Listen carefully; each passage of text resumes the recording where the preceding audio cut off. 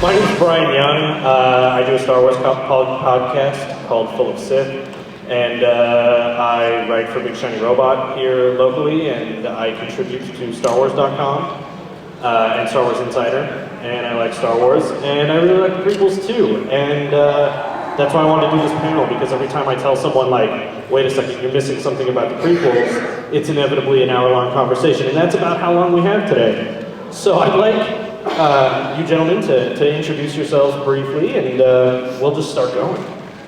Hey, I'm Matt Martin. I work for Lucasfilm for StarWars.com and Star Wars social media. I'm producer on most of the original videos that we do, and I also like the prequels quite a bit. I can't argue for them as articulately as Brian here, but I'm a big fan. And it would be important to note that Matt is here as a fan, and not a representative of Lucasfilm. Although we don't hate the prequels at Lucasfilm either. My name is Cody Carlson. I am a contributor to the Deseret News. I write some various reviews on films, including the Star Wars film franchise. I also run a website, The Discriminating Gamer. I play a lot of games, including Star Wars games. If you're not playing Star Wars X-Wing or Star Wars Imperial Assault, you just pull the plug because you're taking up oxygen. You need to start playing those games. That's who I am. My name is Ben Lane Hodson, Lane, and the reason I say that is because that's also my Twitter, my Facebook, my blog, everything. That's where you can find me at. I write. I'm a comic book guy. I do the Shudder and the 8-bit comics. And my new book just came out, which is called Tales of the Macabre West, and it's a Western horror, actually, pretty awesome. And then I also just recently had a short story published in Radar Station magazine, which is a sci-fi short story. So maybe that's my connection here. The other thing is on my blog the last couple of months I've been doing a revisiting the prequels kind of stream of consciousness that's gotten a ton of hits. So hopefully I have some cool things to contribute. I'll tell you, growing up, I was obsessed with Star Wars where nobody else really cared about it. I remember finding them in like the junk VHS bin back in like 1995, the old original series. And I always thought it was weird that I was the only kid in school that liked it as much as I did. Like my walls were papered. Where did you go to school? Seattle. And no one liked Star Wars except for you. I can't even think of one friend that was into it. No, wait, where were you born? I was born 1976. Really? Yeah.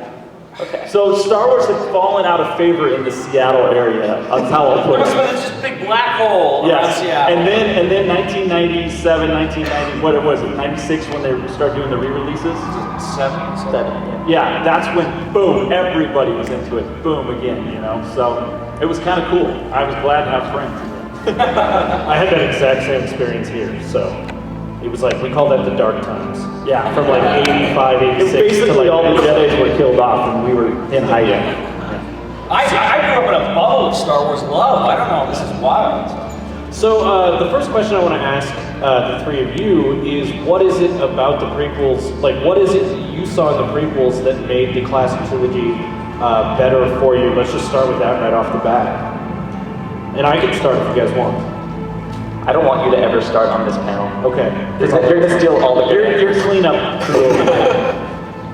You know, I'll answer that question, but I think before you cut to the heart of it, there's something you have to say, and that is whether you like the prequels or you don't like the prequels.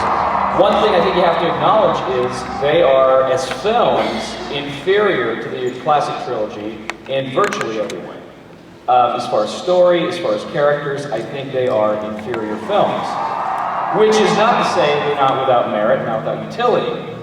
I would hesitate to use the word inferior. I would say slightly not as good the way Temple of Doom is slightly not as good as Raiders. No, yeah. Okay, I'll take that. Well, I think Temple of Doom's The bar's so high, you know, it's hard to reach the bar again. Well, but I mean, I say inferior because the characters are not nearly as interesting as the characters in the original trilogy. I mean, From a certain point of view. Well, A certain point of view? Qui-Gon, I mean, come on, Qui-Gon is, I mean, you compare him to Han Solo, and it's like, who's the more dynamic? But I think the reason a lot of people didn't gel with the prequels is because they wanted to see a Han Solo character, and that story just didn't necessitate that sort of character. Well, okay, let's ask audience, who thinks the prequels are the best? Okay, probably people people that are under a certain age, that's what they like best, right? And if you grew up with the original trilogy, it's hard to... If you were born before 1985, just remain silent for the rest of this. All right, I'm out. The thing is, though, I agree that, but there is a level of complexity to the characters that adds to the classic trilogy in a way that a lot of people, they watched those movies once, didn't see Han Solo and said, I'm not really interested. But with the classic trilogy, we're introduced to a different piece of the universe and a different set of characters. In the classic trilogy, we're seeing farm boys, scoundrels, smugglers, and the people who act in the classic trilogy, the way people act in the prequel trilogy, you've got Grand Moff Tarkin, Palpatine, these are the people who act like that faux Victorian, faux Shakespearean sort of set, the aristocracy, and that's who the prequels are about. And so obviously they're going to be a different flavor. If we got the prequels and they were exactly the same as the classic trilogy, I think it would be monotone and boring. No, I totally agree. I mean, they're very different things. In the same way that like Alien and Aliens are two completely different things. One is a horror movie, one is an action movie. The original trilogy is a personal story about a small group of people. The prequels are a galactic story about the entire, galaxy far, far away. Yeah, you can say that they're different stories, but I think you can say too, one succeeds brilliantly, one kind of succeeds. That's my view. So they're different, but I mean. But they need to be taken as a whole. For instance, this is the one that I love talking to people about, and it's the mirror of Anakin's story and Luke's story that raises the stakes in the classic trilogy so much that it's impossible to ignore their value. Where through Attack of the Clones you have, starting in Phantom Menace where they tell Anakin at 8 he's too old to be trained. And then going through Attack of the Clones where Anakin is a headstrong, whiny kind of guy exactly like his son is, and he's given very strict orders from his masters, and he uses connections he's not supposed to have to tap into something in the Force to get into situations he's not supposed to be in. And those connections with Anakin result in him going after his mother. And he turns that into a fit of anger and destroys all the Sand people, right? And we see that this is his turn down to the dark side.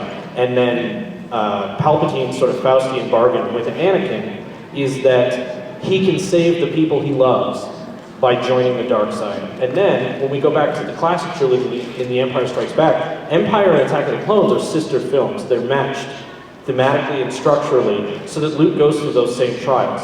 Luke is tempted by, and Vader knows this, because that's why Vader tortures Han, because he knows that attachment to his loved ones will lure him out. And no, Luke doesn't kill a whole bunch of Tusken Raiders, but he does kill and murder and maim every single one of Jabba's henchmen. And so what's the first thing we see in Return of the Jedi? Luke shrouded in black, choking Gamorreans. That's not very Jedi-like. And so when you take the context of the prequels, whether you like the movies or not, the story greatly aids the rest of the story to raise the stakes in Return of the Jedi, because Palpatine uses the same tricks to try to turn Luke that we saw him use to turn Anakin. And I'm not arguing that at all. I think we're on the same page here. I'm just saying if we do look at them as individual films, we do have to say they're not as good, in my opinion. Well, let me bring up something that I think is really amazing about the prequels, and that's the editing and the filmmaking itself. A lot of people like to say that George Lucas is a terrible director, but if you actually look at the ability that he has to edit so many complex storylines and the wipe screens that he's moving back and forward between, I think of Christopher Nolan in Inception, where he's trying to work in 5 different dreams at once and trying to make sure the audience can figure out what's happening. And he's doing that all in an amazing way. I think George is even better than that in how he was playing 4 or 5 different storylines, and all these crescendos were happening at the same time, and yet the audience was easily being able to follow it all. Probably where he's weaker as a director is maybe working with the actors, because he's more obsessed with the technology of it. And so, I can imagine on the set it's faster, less emotion, or let's do it again, faster, less emotion. For me, it's important for me to feel like I'm accepting them at that face value, because I love the story so much. And I tell people that who don't necessarily like the movies, watch the story, not so much the movie. And I happen to like the flourishes of cheesiness. I mean, I think the cheesiest lines in the entire Star Wars saga are actually Empire and Jedi. I don't think there's cheesier moments than like, our first catch of the day. Or lines like, I think the whiniest line in all the Star Wars movies, and you guys, I think you'll be forced to agree. I don't like sand. It's No. Oh, you can tell Luke? Is that who you can tell? That's a bad one. I think the Tashi Station power converter one maybe trumps that. But in both series, it was deliberate. Like, George is trying to get that pulp feel that he grew up with. I wish I could wish my feelings away. I don't know. I love I'll that give you cheesy dialogue in all the films, absolutely. But I think the worst offenders are the prequels. I think it's just part of the story, though. Getting back to that idea, though, of him as a director carrying on the story, there is the kind of ring theory where he does match, episode 3 and episode 4, episode 2 and episode 5, and et cetera, et cetera. And it is interesting to look at those visually. Like at the very beginning of Jedi, you see Darth Vader's shuttle coming to land at Death Star. And then the very beginning of Phantom Menace, you see that Republic ship going to land in the Trade Federation ship. And it mirrors each other. And that kind of stuff is fun and interesting to look out. And that's one thing I do kind of like to pick out, and I'm still picking out when I watch the prequels and the original trilogy. It's funny to note, 3PO has the last line of dialogue in the prequels aboard the Tantive 4, and he has the first line of dialogue in the classic trilogy aboard the Tantive 4. Yeah, he's really the glue of that whole series. The droids are. Yeah, definitely. It's No, just, Jar Jar isn't, really? well, Jar Jar, I don't think. God, here we go. I don't think we would have had the Ewoks succeeding against the Empire without Jar Jar. Well, let me throw out one thing about Jar Jar. And it's the elephant in the room here, right? of the prequel. So, I was sitting there watching this, and my daughter was sitting next to me. She was about 11 years old, and I was thinking, I've got to suffer through more Jar Jar dialogue because I don't love it the way that some Star Wars fans do. I don't despise it either, by the way. It's just kind of whatever. I know why George was doing it, and I'm sitting there going, oh man, he says a line, and then my daughter turns over and says, oh gosh, Dad, I love Jar Jar. He's my favorite character in this history. And I said, George, you're a genius. For Ben, it didn't work, but for my daughter, that was the reason to watch Star Wars. He introduced a new generation to Star Wars, and Jar Jar was a big part of that. Yeah. Undoubtedly. But he sucks. From a certain point of view. From the majority point of view, right? I think it's just from the loudest point of view. See, the thing is, it was always meant, both trilogies were always meant to be for kids. So, as you grow up, you love 1970s style kids were seeing movies like The Godfather. Exactly, they needed this. Yes. But as you grow up, you used to love the original trilogy, and you still love it. You still have those, those classic feels. Then you see the prequel trilogy. You're a jaded older adult. You're incapable of feeling the way that you felt about the original trilogy. And I think that's why a lot of people just couldn't accept it. It was like, there's the same problem with Crystal Skull. I know there's also issues with that. Or Prometheus. I know there's also issues with that. But it was the same thing. People went in expecting. Yeah. They went in expecting to feel the way they felt as a kid. They didn't feel that way, and that's Here's it. the thing about Jar Jar, though. He's supposed to be obnoxious, and I don't necessarily think I like Jar Jar, but I really appreciate what he adds to the story. In that he is obnoxious, and all of the characters in the story treat him as though he's obnoxious. Is it just me, or does it not feel good when Jar Jar is actually the downfall of the entire Republic with his stupid vote that he makes? You're like, thematically, yes. though, that fits with the whole prequel trilogy, and that all the best intentions lead to the most horrible things. But with Jar Jar, everyone treats him obnoxiously, and Qui-Gon's the only one who says, like, this guy, the living force is telling me, like, respect this guy, the inherent value in this guy's life, right? And he goes and saves Jar Jar's life over the course of the film, and no one believes him. Obi-Wan's just like, really? We're picking up more pathetic life forms? Like, we don't like this. But Jar Jar's the one who unites the Naboo and the Gungans. And he who was thought to be valueless adds that value. And then you see that mirror where the Jedi Council has seen what happens during the events of Phantom Menace. And what's the first thing Yoda does when he meets Luke? He pretends to be that obnoxious imp. And Luke fails that test miserably. Miserably. He starts lashing out at this being that he views as inferior the same way we look at Jar Jar. And Yoda says flat out, like, I can't teach him this way. He's failing this test. He is going to go to the dark side. Like, this is not going to end well for anybody.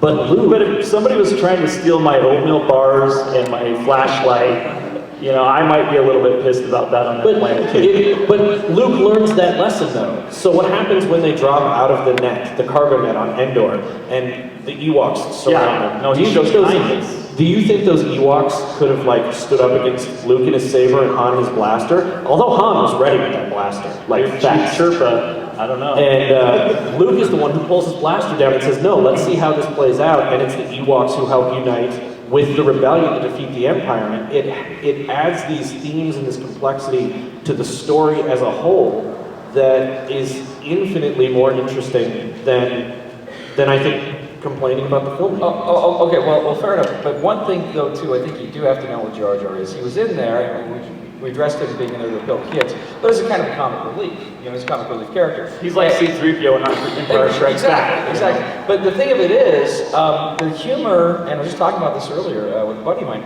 the humor in the original trilogy generally is kind of understated, and it works. And it just seems like they're going for too much slapstick in the prequels. Depends if you're talking about the original trilogy as theatrically released or the special edition. Because it added a lot of the joking stuff in the special edition. Right. Well, even in, like, think about the original cut of Jedi, there's still, you know, the Gorg that's out in that establishing shot of the palace, and he reaches out and does then burps. And burps, exactly. Yeah. It's the same kind of jokes that he carries on. Throughout every iteration of Jedi, Jabba still gets a good belch joke. Yep. You know, the thing about the slapstick, though, again, it's bringing something new to Star Wars.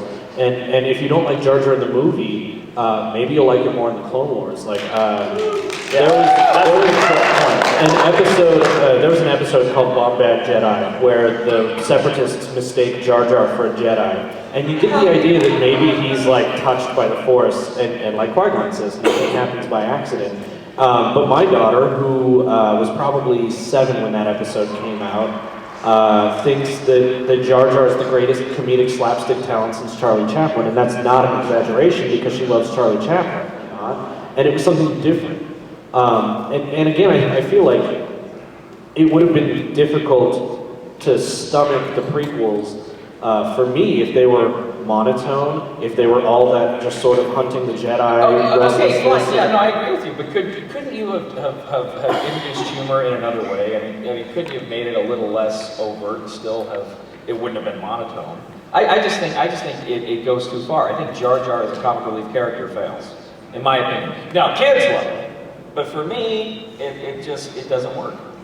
I think, no, that's totally fair. And I think, like we said, he wasn't there for you. He wasn't put in the movie for adults. You're right. But he had a valuable lesson to be taught. Let me ask you, is there anything you're critical about the prequels? Yeah, no, there absolutely is. I wish they were longer.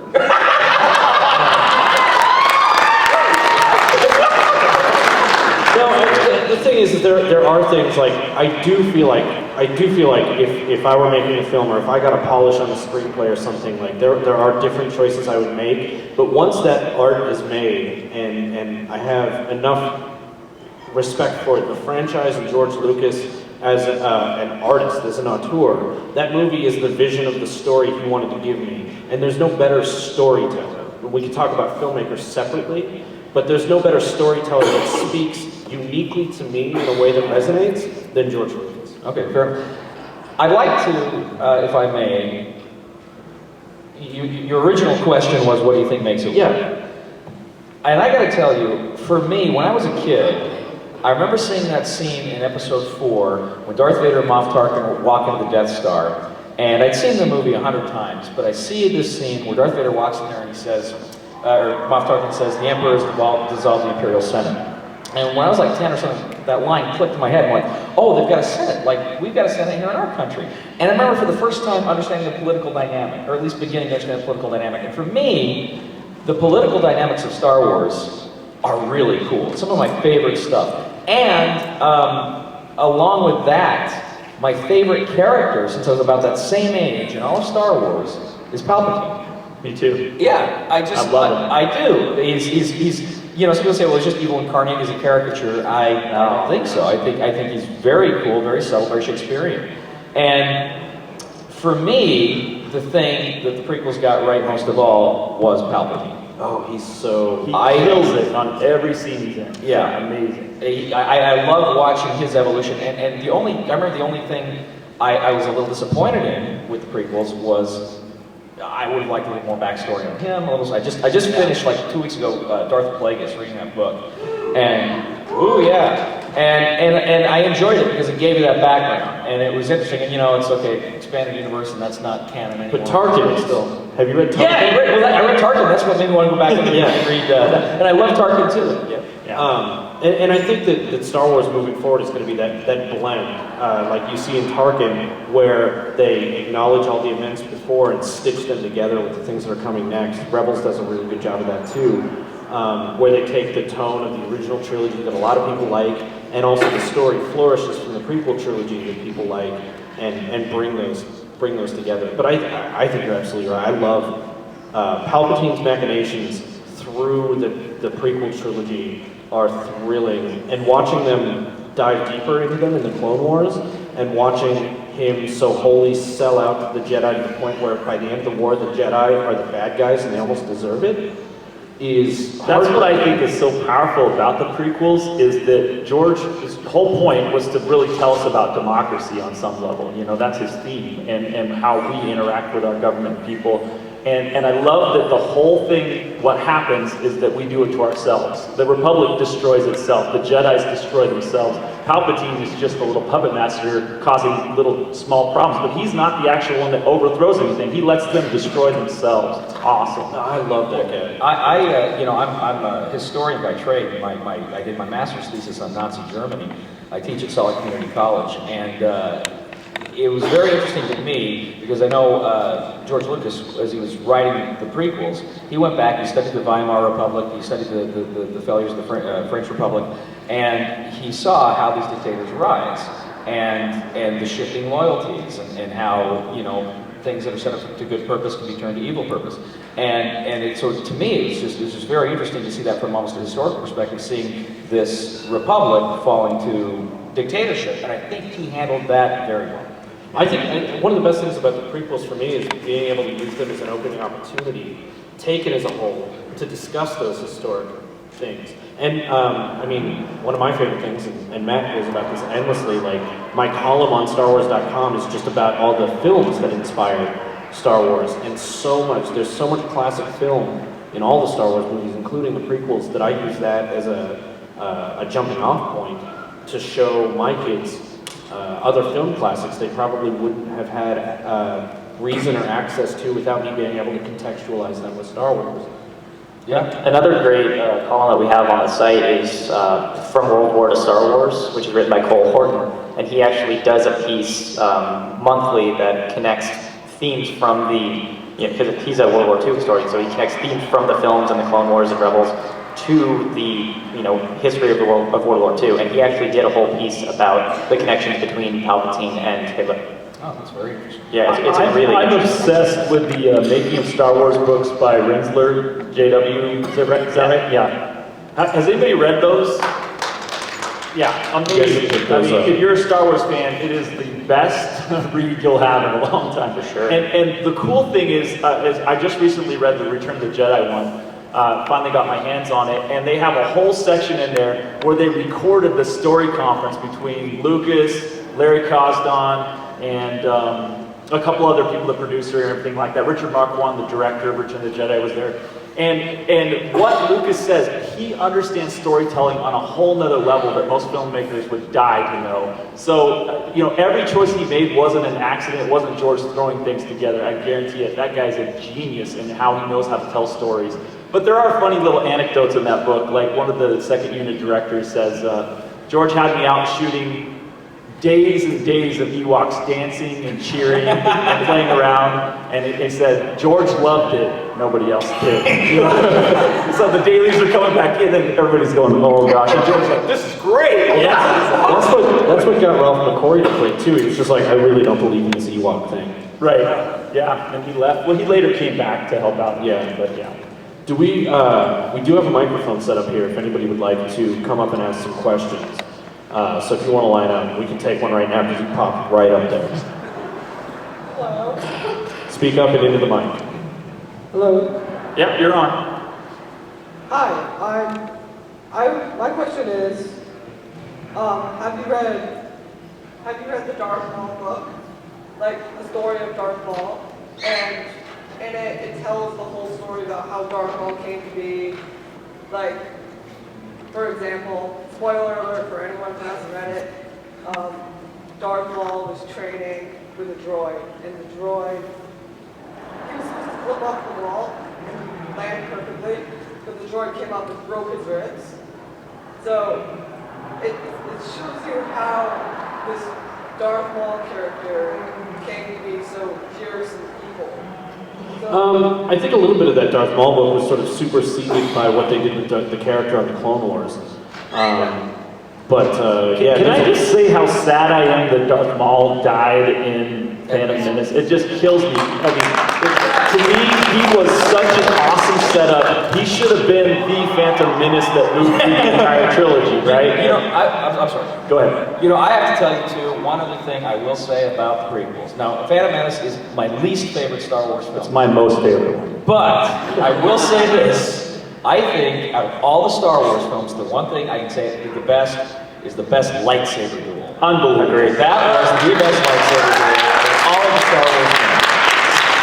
I really love how they brought him back on Clone Wars. Me too. Yeah, And the way, I think Maul, although it was disappointing he died in Phantom Menace, he was there again. Maul's one of those pivot points that helps make the classic trilogy better, where you've got Sidious looking for apprentices, right? And Maul is sort of this attack dog, and he's all bark. I don't want to rewrite history, but I just feel like it wouldn't have been so much more interesting to have Anakin, instead of fighting with Dooku, which always seemed like it was kind of confusing why he was even involved there, going after Darth Maul for the place of being the new apprentice. That just seems like it fits so much better to create together. a contrast, though. So No, I know, I'm with you. You've got Darth Maul to say, like, this is what the ultimate attack dog Sith warriors like, and that didn't work for Sidious. So Sidious went and They went and got Grandpa Dooku. who was a master of the political, right? But not necessarily, like, he wasn't that attack dog. Yeah. He had his own plans, and that didn't fit him either. So we got rid of him, and Anakin was that perfect balance. Anakin was that chosen one, just for the wrong reasons for someone else. If you were to try to get a dude that looks like Darth Maul to lead a separatist movement, I don't know if as many people would have backed it. Next question. Okay, so I'm kind of really excited about the spin-offs. I'm super excited for the chance that maybe Darth Maul might really love, but I would just like to see what other characters you would like to see spin-offs of. Hondo Ohnaka. Moff Tarkin. I would love to see a Moff Tarkin film. I'd love to see a young Palpatine film. I think it'd be really cool. I would love to see Greedo. I feel like Greedo had an amazing life before he underestimated Han. To be honest, like, the film I want to see the most, it doesn't even have to be a character. I want to see a movie that plays out from the moment Order 66 happens, and I want it to be a master and an apprentice, and I want them on the run. Yeah. And I want Vader to be the bad guy, and I want him hunting them down, and I want to see that Like story. Michael Myers, he has no stop. A serial killer in I Star want to see Wars. that story of survival for some of the Jedi who made it through the initial purge. I want to see that so bad it's disgusting. And I actually think kind of the same way. For the spin-offs, I'm actually hoping that they kind of do take them in different directions, and I'd love to see like a Star Wars horror movie or a Star Wars noir, or just something very different. Maybe some key characters make appearances, but just something that doesn't necessarily feel like the films, but fits in that world. That's what I love so much about the Clone Wars. The Clone Wars will give us, we've got an Alfred Hitchcock movie this week, and oh, they did Die Hard, and now they've got a spaghetti western, and hey, they remade Seven Samurai that episode. And you get a really rich film history just watching the Clone Wars, and I think it would be cool to see those in the spin-offs too. Godzilla. Yeah, Godzilla. They did a Godzilla and King Kong movie in Clone Wars. Okay, so I'm a total Star Wars nerd. In fact, I started watching the prequels while I was making my Han Solo costume for yesterday. and that includes the Clone Wars. You make it sound like an AA meeting. I am not ashamed of it. My parents might be, but I am not. But, You're in the right place then. Yeah. Yes, I am. But here's my question, because what really killed me about Revenge of the Sith is how the clones turned on the Jedi so quickly after watching the Clone Wars later on. Have you seen season 6 on Netflix to know what happened and why that is, that they were what's the word? They were programmed. Yeah, they had those little Yeah, they things had stuck in them them. programmed. And I was Genetically, right? And I was wondering, to you, does that absolve them of how rapidly they turned on the Jedi after the camaraderie they had built all through the Clone Wars? Because to me, it always felt disingenuous a little bit. Hey, Or look, maybe I'm reading too much the into it. whole end of Revenge of the Sith, it should have been 3 hours longer. They rushed everything. Nothing fits together the way it should because he had to tell so much story in such a small amount of Well, time. I always kind of felt like they shouldn't have made episode 1. Episode 2 should have been episode 1. Revenge of the Sith should have been episode 2. And then that one about Vader going after Jedi should have been episode 3. But his character arc was Anakin. He was telling Yeah, Anakin's story. I get that Yeah. still. See, and for me, my favorite character was always Anakin, so I wanted to see that arc, and to see the prequels kind of peak, and then have his redemption at the end, it makes that scene where Luke takes his mask off all the sweeter.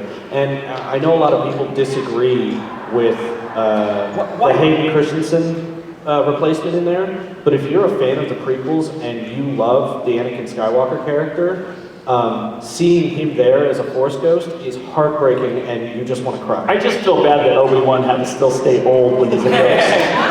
Why did when they take Vader's mask off in Jedi, how come Lucas didn't go back and like CGI in that scar that Hayden had over his eye? I never understood that. It burned off. It burned off. Okay, fine. But back to actually to your question. Obviously, in the Order 66 scene, there are battles going on all across the galaxy, and you don't see every single clone. You see in that movie the ones that turned. I like to think that maybe some of them did fight it off, especially Rex, because he was the one that spent all that time with Anakin. He was the one that was probably the most rogue of any of those clones, and I think it would be really, really challenging for any of them to fight off that pre-programming. But for those few that maybe did, it's going to make their characters so much more powerful, and if that story is ever told, it's going to be amazing. But at the same time, Cody turned on Obi-Wan. Yeah, but Cody was a tool. Star Wars Cody, right? The clone Cody. Yes, exactly. Yeah, no, Cody followed all the rules, and he exactly like Obi-Wan did. Obi-Wan was a rule follower. Cody was his clone and followed those rules. I don't even think Obi-Wan would hold it against him. I think he'd be like, well, that's what he's programmed to do. It's what he's told to do. It's his job. I think again, it comes back to Sidious, though. That's the brilliance of Sidious's plan. He couldn't there's 2 Sith. You can't just have 2 Sith take on the entire Jedi Order. And here's a guy who's so brilliant. His opening move in the chess game is the taxation of trade routes to Naboo. Nobody even realizes they're on the chessboard because that move seems so non sequitur. And that was his first opening bid, to separate the Jedi, to put them put them under the influence of all of these people that will turn on them on a dime. And even though they find out about it, even though they know something's up with it, they're backed in such a position that they have to compromise their morals and ideals that they still have to carry on with it.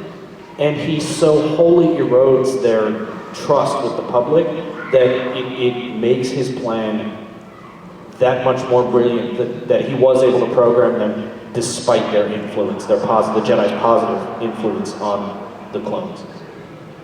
Thank you. Hey, Great shirt, by the way. Awesome shirt, man. my thing is, some people say that a lot of people didn't like the prequels because they had such high expectations because they loved the originals, they grew up with them so much. I don't think that's so much that they don't like the prequels because they expected something of them that they never should have, because they never could be as funny as the original trilogy, because the original trilogy is a comedy in that the heroes win in a Shakespearean terms, so to speak, as opposed to a tragedy with the, knowing that there was the Clone Wars and knowing that there was the Dark Ages and that all the Jedi had to be wiped out and all those things. You knew that there's other people on the other side that wanted it to be darker, and it can't be darker and lighter at the same time. And people wanted to be like the Matrix movies and the Terminator movies, and not an actual Star Wars movie. Okay, so what's the question? So what I'm saying is, I don't know if I have an exact question. If you could speak to that, in that I think the prequels. Obviously, it comes down because I do like the prequels. I think that they are a perfect prequel to the original trilogy, and that George Lucas is a master storyteller, and why that is the truth, and not that it should be this way or that way, and people had unrealistic expectations. Well, I think kind of the tenet of this conversation is kind of veered off toward. I don't think anybody on the panel, and maybe not anybody in this room, maybe they would disagree, but I don't think we disagree that it's more fun to debate the mythology inside of Star Wars rather than the filmmaking. Or rather, like, talking about Sidious's plan is infinitely more fun to me than debating shot choice or character. You know what I mean? Yeah.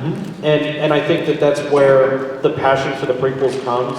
For me, like, okay, fine, they're a little bit inferior. I get it. Okay. Whoa. Anybody record that? I think you just won a battle.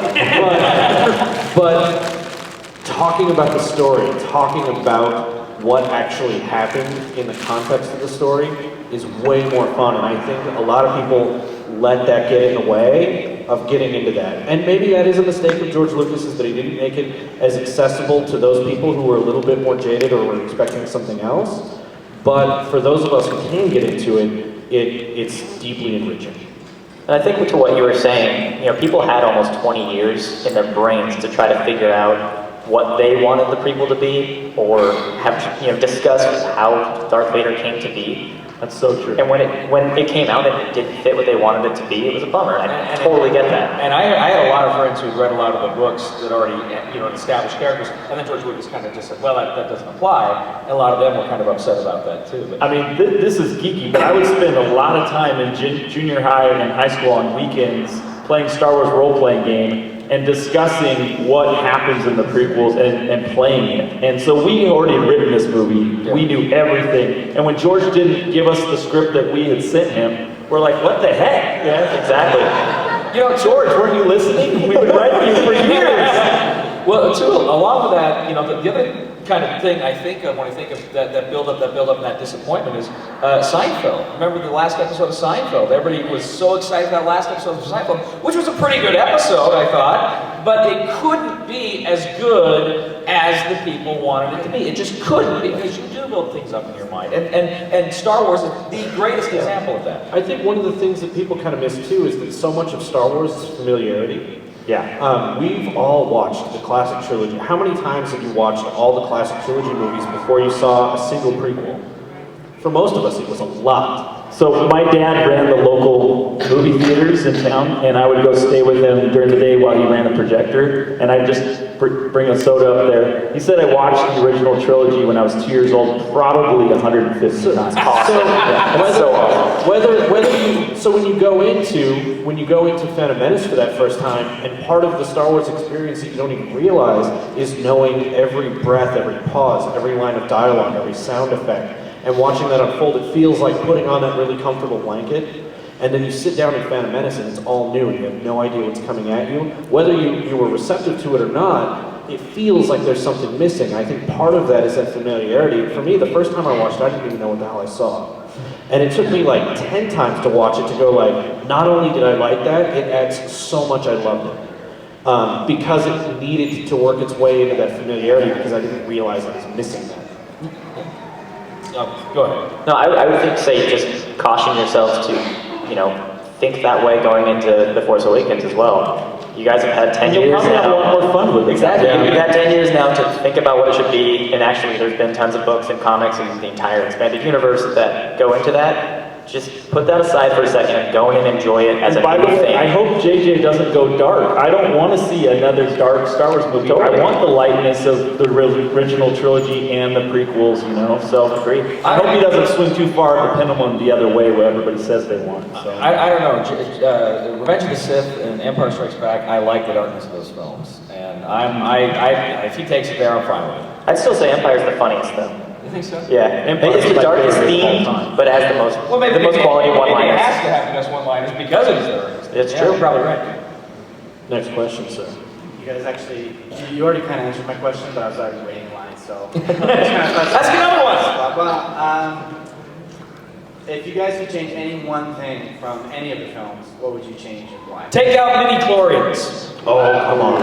Take out midi-chlorians. Should have been in our other panel. Yeah, no, we were yesterday, we talked about this. We actually changed Dave Wolverton's mind about Phantom Menace because of our explanation of the prequels, or of midi-chlorians. Midi-chlorians are a simple writer's trick to not have to show Anakin being great and just being able to say Yeah. one line of dialogue so he can move on with the story. That's the only point. No, that's not the only point Yeah. of them, because the thing is that what is it that the Sith have in the prequels that the Jedi don't? Okay, the Jedi have been on top of the galaxy for 1,000 years, and they're looking to things like science to help explain their phenomena. And they do not trust in that faith, and that is one of the things that lets the Sith win, because they are blinded by their complacency, by their science, and by research. I don't think he needed midi-chlorians to do that. That's a great point, but I think he could have done it a different way. When I was a kid watching Star Wars, it was like, hey, here's this just some podunk farm kid, and he could be this great hero because he learns the ways of the Force, and it's kind of and it's something he works for, and he learns it. And yeah, maybe there's some genetic thing there, you don't really know, but it's there. But now it's midi-chlorians. It's something like, well, you know, I can't be a great basketball star because I'm not tall. You know, it's. Well, the thing is, those the midi-chlorians are something that they've identified as helping people communicate with the Force, not necessarily replacing the Force. Yeah. If I could change one thing, it would be Padme's death. She was way too strong of a character to go out like that. Actually, somebody, RetroZap.com, just did an amazing piece about kind of explaining his theories about how she didn't just die of a broken heart theory. But for right now, I back that. But yeah, if I could change anything, that would be What it. did she like have a heart murmur we didn't know about or something? I can't remember what it was. It was like Palpatine was actually killing her remotely just to Steal her life force. Well, he needed her to die. Yeah. That's a fun bit of retcon, right? Exactly, and unfortunately, it kind of needed it. Here's the thing, the whole prequels rise and fall on Anakin's arc. And for me, the Anakin arc is not as believable as I wanted it to be, and that's where the prequels have the weaknesses. I love them actually, and I have lots of parts that I love about them, but that overall arc is not compelling to me. It doesn't feel like Anakin moves slowly to the Force. It feels like he's good, and then suddenly he's completely evil in every way and killing children within 3 minutes of screen time, by the way. The Clone Wars helps with that one too. Yeah. You get to see it a little more gradually. If I were going to make like a fan edit of them, the only thing I would change is I just want to see it once, just once in my life. I want Matt Lanter to dub over Hayden Christensen, just once. I just want to see that. That would be amazing. That would be great. So we've got like 2 minutes left. So quickly with the questions. Hopefully we can get through them before they kick us out. My question, just a quick one for all of you actually. I grew up with Star Wars and then started growing up and then sat down and revisited them as an adult. It's been a few years. And the moment that snagged me was when Luke Skywalker is threatened by Darth Vader to take his sister away. The entire series Luke has had together. A little whiny, but he's mostly had together. He hasn't lost it. And I never, when I sat down and watched it again as an adult, I did not connect with him. I'm like, he's whiny, he's a baby. Han Solo's better. And that moment connected with me because he said, I'm going to take your sister away. And I was a little bit personal about that, family dynamics, but the father said he was going to harm his sister. That's what sent him over the edge. By the way, my favorite shot in the whole movie, Luke half dark, half light, with the shadow on his face, going through that, trying to decide what he's going to do, and then the no, right? And then the rage comes out. It's genius. So with that's the low chorus. Beyond the cool stuff that you see in your kid, that's what as an adult snagged me. What's your snag moments, each one of you? Really quickly, it was Luke taking Vader's mask off and realizing that his father could be a redeemable human being underneath there. Powerful. It's the I Love You, I Know scene for me. I still can't watch that without getting a little teary. First time I saw Palpatine come off of the Imperial shuttle and just raw power and the respect everybody had for him. With that soundtrack. Yeah. Okay, thank you. By the way, Cody has a great history class. Oh, thank you, former student. Let's hurry before they kick us out. Hurry. Okay, I'm gonna make mine real quick, hopefully. Concerning the midichlorians, I think that it's important to talk about how the Jedi of the prequels are different than Jedi of the original trilogies. That when Yoda meets Luke on Dago, he doesn't take a blood test, the same midichlorians he has. He's learned that there's a better way. So I think that's one of the things that gives that broader perspective, like they were talking about. Very good point. So Great. that's all. Hi, I'm the new guy from the first place. Am I on the air? Yeah, you're on quickly. Hurry. I've never seen a defense of the prequels, and I don't believe it exists, that does not start with saying the original trilogy is not as good as you think it is. And so I guess I think that in response to the question of the panel, does the original trilogy, is it bettered by these the prequels? I have to say it can't, because unless you can defend the prequels without saying they're really not that good, you're not going to convince me. I really do think the classic trilogy is made better by the prequels. I think Luke's entire arc, it raises the stakes on everything Luke has to do. If you watch it, I don't know if I make a blanket statement like that. I can see parts that make it better, but like Boba Fett and stuff, it takes away, you know? So I think it's half and half. I don't think it's so clear cut. Every single thing in the prequels makes it better. Speaking of Anakin's arc, though, a bit at the end with the Emperor, with Luke, with Darth Vader, that I think is improved by the prequels and knowing what the stakes are in that scene. And we went into it a bit, but Palpatine as well. I'm very sorry we're out of time. Sorry, Joker. Sorry. You can come up here and Come up and ask us questions. Thank you guys for putting up with us.